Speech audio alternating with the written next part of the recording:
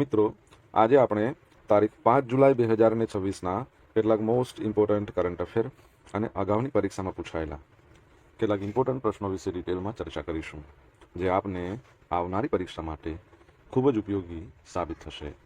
તો મિત્રો, આપ આ ચર્ચા સાથે જોડાઈ રહેજો અને વિડીયોને પહેલેથી લઈને છેલ્લે સુધી પૂરેપૂરો જોવાનો આગ્રહ રાખજો. તો ચલો મિત્રો, શરૂ કરીએ. શરૂઆત કરતાં પહેલાં જણાવી દઉં કે જો તમારે આપણી આ યુટ્યુબ ચેનલને સબસ્ક્રાઇબ કરવાનું બાકી હોય તો ચેનલને સબસ્ક્રાઇબ કરજો, નોટિફિકેશન બેલ આઇકોનને પ્રેસ કરીને, અને જો તમને વિડીયો પસંદ આવે તો વિડીયોને લાઇક કરજો, પરંતુ વિડીયોને શેર કરવાનું ના ભૂલતા. તમારા જેટલા પણ મિત્રો જેઓ કોમ્પિટિટિવ એક્ઝામની તૈયારી કરી રહ્યા છે એ બધા મિત્રો જોડે આ વિડીયોની લિંકને અત્યારે શેર કરો, તમે જે તે સોશિયલ મીડિયા એપ્લિકેશન વાપરતા હોય એમાં. ચલો તો શરૂઆત કરીએ. સૌપ્રથમ જોઈશું અગાઉની પરીક્ષામાં પૂછાયેલા સામાન્ય વિજ્ઞાનના પ્રશ્નો, જેના જવાબો તમારે મને કમેન્ટ બોક્સમાં લખીને જણાવવાના છે. વિડીયોના લાસ્ટમાં જ્યારે હું તમને આ દરેક પ્રશ્નના જવાબ જણાવું ત્યારે તમારે ચેક કરવાનું છે કે તમે આપેલા પ્રશ્નોના જવાબમાંથી કેટલા પ્રશ્નોના જવાબ સાચા છે, અને જેટલા પણ પ્રશ્નોના જવાબ સાચા હોય એનો આંકડો તમારે કમેન્ટમાં લખવાનો કે 10માંથી આટલા સાચા છે. ડેઇલી જીકે ટેસ્ટમાં આપણે રોજ 10 પ્રશ્નો પૂછે છે, એમાંથી 5 પ્રશ્નો સામાન્ય વિજ્ઞાનના હોય છે. બાકીના જે 5 પ્રશ્નો છે એ ગુજરાતના ઇતિહાસના છે. તો તમે તમારા આન્સર આપો નીચે કમેન્ટ બોક્સમાં, અને હું આજના કરંટ અફેરનો પ્રથમ પ્રશ્ન છે એની શરૂઆત કરું છું. પ્રથમ પ્રશ્ન છે, તાજેતરમાં મુખ્યમંત્રી ભૂપેન્દ્ર પટેલે કુલ કેટલી નવી જીઆઈડીસી સ્થાપવાની જાહેરાત કરી છે? તો જવાબ આવશે ટોટલ 8. કેટલી? 8 નવી જીઆઈડીસી. તો વડોદરામાં યોજાઈ હતી વાયબ્રન્ટ ગુજરાત રિજનલ કોન્ફરન્સ, ચોથા નંબરની છેલ્લી કોન્ફરન્સ, જેમાં આપણા મુખ્યમંત્રી શ્રી ભૂપેન્દ્ર પટેલે રાજ્યના વિવિધ જિલ્લાઓમાં 8 નવી ગુજરાત ઇન્ડસ્ટ્રીયલ ડેવલપમેન્ટ કોર્પોરેશન એટલે કે જીઆઈડીસીની સ્થાપના કરવાની જાહેરાત કરી છે. કુલ વિસ્તાર ખેડા, અમદાવાદ, પંચમહાલ, છોટાઉદેપુર, ભાવનગર આ બધા જિલ્લામાં કુલ 3611 એકર વિસ્તારમાં આ સ્માર્ટ ઇન્ડસ્ટ્રીયલ એસ્ટેટ બનાવવામાં આવશે. હવે એમાં મિત્રો જોશો ને, ખેડા જિલ્લામાં 4 જીઆઈડીસી બનશે. એક તો મહીજમાં, બીજું છે સરખેજ કઠલાલ, ત્રીજું છે મહિષા મહુદા, અને ચોથું અંગાડી કળતેશ્વર. અમદાવાદમાં એક બનશે માંડલમાં, પંચમહાલમાં નંદીસર ગોધરા, છોટાઉદેપુરમાં ઊંડવા જેતપુર પાવી, ભાવનગરમાં મોણપુર વલ્લભીપુર. હવે આ જીઆઈડીસી સ્થાપવાનો મુખ્ય ઉદ્દેશ કે ઉદ્યોગો હોય ને એમના માટે પ્લગ એન્ડ પ્લે સુવિધા આપવી. તમને ખ્યાલ હોય તો આપણે ભૂતકાળમાં ભણ્યા હતા ભારત સરકારની ભવ્ય યોજના, બરાબર છે, ભારત ઔદ્યોગિક વિકાસ યોજના, જેની અંતર્ગત 100 plug and play industrial park સ્થાપવામાં આવશે. બરાબર. જીઆઈડીસીની વાત આપણે કરી છે, ગુજરાત ઇન્ડસ્ટ્રીયલ ડેવલપમેન્ટ કોર્પોરેશન. તમારા માટે પ્રશ્ન, એની સ્થાપના કયા વર્ષમાં કરવામાં આવી? જવાબ આવડતો હોય તો કમેન્ટ બોક્સમાં લખીને જણાવજો. દર વર્ષે વિશ્વ બેડમિન્ટન દિવસ ક્યારે મનાવવામાં આવે છે? તો જવાબ આવશે 5મી જુલાઈના રોજ, એટલે કે આજની તારીખ. તો આંતરરાષ્ટ્રીય બેડમિન્ટન દિવસ, જે હવે બેડમિન્ટન વર્લ્ડ ફેડરેશન દ્વારા, પહેલાં આને આંતરરાષ્ટ્રીય બેડમિન્ટન ફેડરેશન કહેતા હતા, હવે એનું નામ છે બેડમિન્ટન વર્લ્ડ ફેડરેશન. એના દ્વારા 5મી જુલાઈ 2022થી શરૂ કરવામાં આવ્યો છે મનાવવાનો.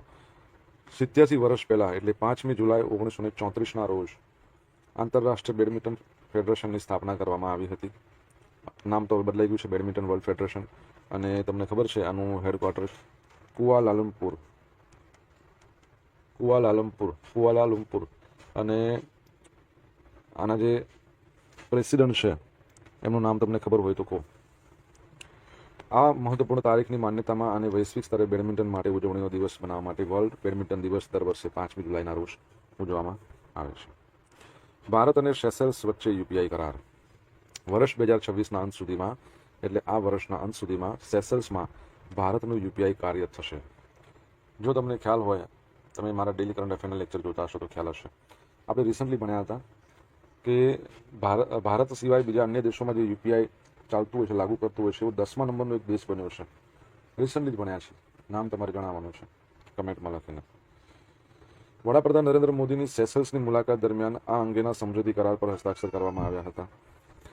આ સમજૂતી national payment corporation of India અને સેન્ટ્રલ બેંક ઓફ સેશેલ્સ વચ્ચે થઈ છે.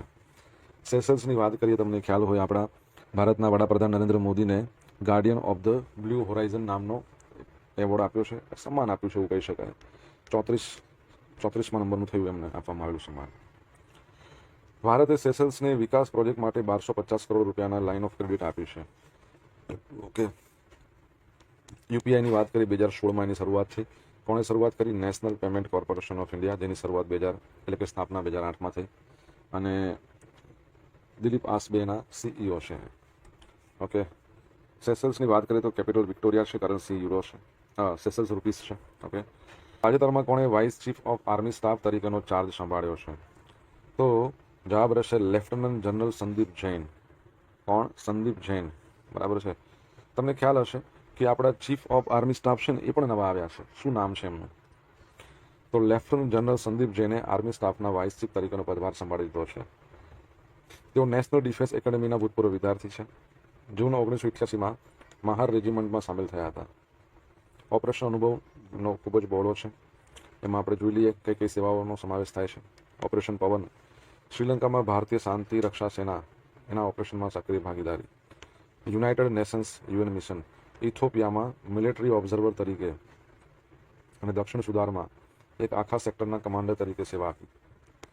Operation command, line of control અને ઉત્તર પૂર્વના સંવેદનશીલ વિસ્તારોમાં આતંકવાદ વિરોધી કામગીરીનો લાંબો અનુભવ.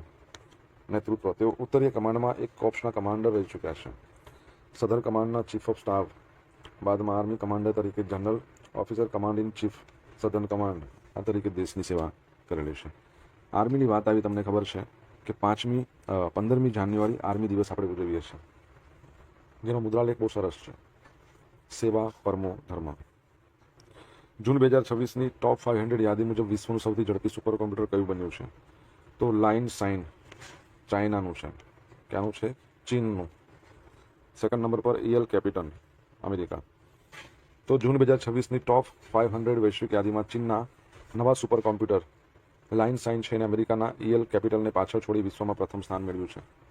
વર્ષ 2017 પછી પહેલીવાર ચીનનું કોઈ સુપર કોમ્પ્યુટર આ યાદીમાં ટોચ પર આવ્યું છે. અદ્ભુત સ્પીડ છે. ચીનના શેન્ઝેન સુપર કોમ્પ્યુટર સેન્ટરમાં રહેલું આ લાઇન સાઇન 1 સેકન્ડની અંદર 2.198 એક્ઝાફ્લોપ, 2 ક્વિન્ટિલિયન કરતાં વધારે, એટલે 10ની 18 છે ને એટલી ગણતરી 1 સેકન્ડમાં કરે. સ્વદેશી ટેકનોલોજી, અમેરિકાની ચીપ પ્રતિબંધો વચ્ચે ચીને આ સિસ્ટમમાં વિદેશી GPU ચિપ્સ જેમ કે NVIDIA AMDના બદલે પોતાના જ દેશમાં બનેલા પ્રોસેસરનો ઉપયોગ કર્યો છે. નવો રેકોર્ડ, લાઇન સાઇન સામાન્ય રીતે આર્ટિફિશિયલ ઇન્ટેલિજન્સ માટે વપરાતા ગ્રાફિક્સ કાર્ડ્સ એટલે કે GPU વગર માત્ર સાદા પ્રોસેસર CPUના દમ પર દુનિયામાં સૌથી ઝડપી બનનારું અનોખું સુપર કોમ્પ્યુટર છે. બરાબર છે.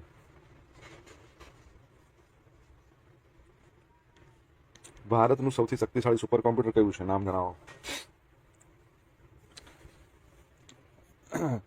13 પોઈન્ટ સમથિંગ કંઈક છે. એની પેટાફ્લોપમાં સ્પીડ છે, એટલે 10ની 15 પેટાફ્લોપમાં છે.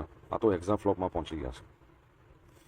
પદ્મશ્રી એવોર્ડ વિજેતા અને કેન્સર નિષ્ણાંત ડૉક્ટર પંકજ શાહનું અવસાન. અમદાવાદના જાણીતા વરિષ્ઠ મેડિકલ ઓન્કોલોજિસ્ટ એટલે કેન્સરના નિષ્ણાંત અને પદ્મશ્રી એવોર્ડ વિજેતા ડૉક્ટર પંકજ શાહનું 76 વર્ષની વયે ગુરુવારે સવારે 2 જુલાઈના રોજ અવસાન થયું છે. એમણે કેન્સરની સારવારમાં તેમના દાયકાઓના યોગદાન અને દર્દીઓને સસ્તી આરોગ્ય સેવા પૂરી પાડવા માટે વ્યાપકપણે આદરણીય હતા. તબીબી ક્ષેત્રે એમના ઉત્કૃષ્ટ યોગદાન માટે એમને 2018માં પદ્મશ્રી પુરસ્કારથી સન્માનિત કરવામાં આવ્યા હતા. આ ઉપરાંત તેઓ પ્રતિષ્ઠિત ડૉક્ટર BC રોય એવોર્ડ મેળવી ચૂક્યા છે. ગુજરાતના રાજ્યપાલના માનદ ફિઝિશિયન તરીકે પણ સેવા આપી હતી. કેન્સરની વાત આવી છે, તમને ખબર છે કેન્સર માટેનો દિવસ આપણે ક્યારે મનાવીએ છીએ? કમેન્ટ બોક્સમાં લખીને જણાવો આન્સર આવડતો હોય તો. જુલાઈ 2026માં 29મી રાષ્ટ્રીય E-ગવર્નન્સ કોન્ફરન્સનું આયોજન કયા શહેરમાં કરવામાં આવ્યું? તો જયપુર, રાજસ્થાન. તમને ખબર છે જયપુર છે ને એને આપણે પિંક સિટી કહીએ છીએ. પિંક સિટી આપણા ભારતનું બીજા નંબરનું, સેકન્ડ નંબરનું હેરિટેજ સિટી છે. વર્લ્ડ હેરિટેજ સિટી યુનેસ્કો દ્વારા ઘોષિત. તો પહેલા નંબરનું કયું છે તમારે જણાવવાનું છે. તો 1-2 જુલાઈ દરમિયાન રાજસ્થાનના જયપુર ખાતે આવેલા રાજસ્થાન ઇન્ટરનેશનલ સેન્ટરમાં 29મી રાષ્ટ્રીય E-ગવર્નન્સ કોન્ફરન્સનું સફળતાપૂર્વક આયોજન કરવામાં આવ્યું છે. આ કોન્ફરન્સ વહીવટી સુધારણા અને જાહેર ફરિયાદ વિભાગ, MeitY, રાજસ્થાન સરકાર એમના દ્વારા સંયુક્ત રીતે યોજાઈ હતી. મુખ્ય વિષયો કોન્ફરન્સમાં artificial intelligence AI, deep tech, quantum computing, voice first solution, secure digital infrastructure, આ બધા વિષયોના સત્રો યોજાયા હતા. જ્ઞાન ભાગીદારો આ ઇવેન્ટમાં NASSCOM, national association of software and service companies અને Malaviya national institute of technology જે જયપુરમાં આવેલી છે એ નોલેજ પાર્ટનર હતા. આ ઉપરાંત આપણા કેન્દ્રીય રાજ્યમંત્રી ડૉક્ટર જીતેન્દ્ર સિંહ છે એમણે 7 શ્રેણીઓમાં 17 નવીન પહેલોને એવોર્ડ એનાયત કર્યા, જેમાં 10 ગોલ્ડ, 6 સિલ્વર અને 1 જ્યુરી એવોર્ડનો સમાવેશ થાય છે. ઓકે. આંધ્રપ્રદેશ બનશે દેશનું સૌથી મોટું સોનું ઉત્પાદક રાજ્ય. હાલમાં કોણ છે મને કહો? હાલમાં ભારતમાં સૌથી વધારે સોનાનું ઉત્પાદન કરતું, ગોલ્ડનું ઉત્પાદન કરતું રાજ્ય કોણ છે? આંધ્રપ્રદેશ ટૂંક સમયમાં ભારતનું સૌથી મોટું સોનું ઉત્પાદક રાજ્ય બનશે. આંધ્રપ્રદેશના કુર્નૂલ જિલ્લાના જોન્નાગીરી ગામમાં આશરે 50 ટન સોનાનો ભંડાર હોવાનો અંદાજ છે. સાળ પ્રોજેક્ટ. સોનાના ખનન માટે 1500 એકર જમીન ફાળવાઈ છે. આ આઝાદી પછી દેશનો સૌપ્રથમ મોટો ખાનગી સોનાના ખાણનો પ્રોજેક્ટ છે. ઉત્પાદન ક્ષમતા. આ વાર્ષિક પ્લાન્ટમાં 800 થી 1000 કિલોગ્રામ શુદ્ધ સોનાનું ઉત્પાદન થશે દર વર્ષે. આંધ્રપ્રદેશના સીએમ છે ને ચંદ્રબાબુ નાયડુ, એ પણ એનું લોન્ચિંગ કરવાના છે. આયાતમાં ઘટાડો. ભારત દર વર્ષે 1000 ટન સોનાની આયાત કરે છે. આ પ્રોજેક્ટથી વિદેશ પરની નિર્ભરતામાં થોડીક ફરક પડશે, એટલી ખાસ નહીં કહી શકાય. ટેકનિકલ પડકાર. એકચ્યુઅલી હાલમાં તમે જુઓ ને, 1 ટન કાચી ધાતુ હોય ને, 1 ટન એમાંથી 1 ગ્રામ સોનું મળે છે. એટલે જો આ રિકવરી રેટ છે એ 1 ગ્રામ કરતાં ઓછો ગયો, એટલે 0.8 ગ્રામ કરતાં નીચે ગયો, તો પછી આ ખનન કરાય જ નહીં. બરાબર છે. સોના માટેનો પ્રથમ એટલે ગોલ્ડ એટીએમ આપણા ભારતનું પ્રથમ હૈદરાબાદમાં બન્યું. ગુજરાતનું પ્રથમ ગોલ્ડ એટીએમ એ સુરતમાં બન્યું. શુદ્ધ સોનું 24 કેરેટનું, સોનાના ઘરેણા 22 કેરેટના. સોનાના ઘરેણા પર હોલમાર્ક હોય છે, હોલમાર્ક 916. ઓકે. હવે મિત્રો જોઈશું અગાઉની પરીક્ષામાં પૂછાયેલા સામાન્ય વિજ્ઞાનના પ્રશ્નો.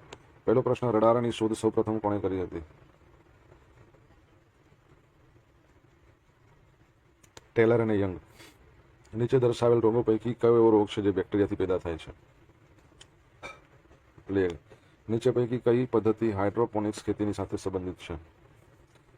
Water culture, sand culture, gravel culture બધા આવશે. કોલ ગેસિફિકેશન માટે મુખ્યત્વે કયો કોલસો વપરાય છે? લિગ્નાઇટ. કપડા પર પડેલ શાહીના ડાઘ દૂર કરવા માટે નીચે પૈકી કોનો ઉપયોગ થાય છે? Oxalic acid. હવે જોઈશું અગાઉની પરીક્ષામાં પૂછાયેલા ગુજરાતના ઇતિહાસના પ્રશ્નો. પહેલો પ્રશ્ન, ભારતમાં પારસીઓ ગુજરાતના સૌપ્રથમ કયા બંદરે આવ્યા હતા? સંજાણ. એના માટેનો આપણે દિવસ મનાવીએ છીએ સંજાણ દિવસ, 15મી નવેમ્બર. હિન્દ છોડો ચળવળ સમયે પોતાના જાતની આહુતિ આપનાર શહીદ વીર કિનારીવાલાની અમદાવાદ ગુજરાત કોલેજ ખાતેની ખાંભીનું અનાવરણ કોના વરદ હસ્તે કરવામાં આવ્યું હતું? તો જયપ્રકાશ નારાયણ. ગાંધીજીના પરમ મિત્ર બેરિસ્ટર જીવનલાલ દેસાઈ દ્વારા આપવામાં આવેલ અનુદાનની જમીન પર શાનું નિર્માણ કરવામાં આવ્યું હતું? કોચરબ આશ્રમ. મોગલ સલ્તનતના કયા રાજા દ્વારા ગુજરાતમાં જજિયો વેરો નાખવામાં આવ્યો હતો? ઔરંગઝેબ. ભૂચર મોરીની લડાઈ કયા ગામ પાસે થઈ હતી? ધ્રોલ.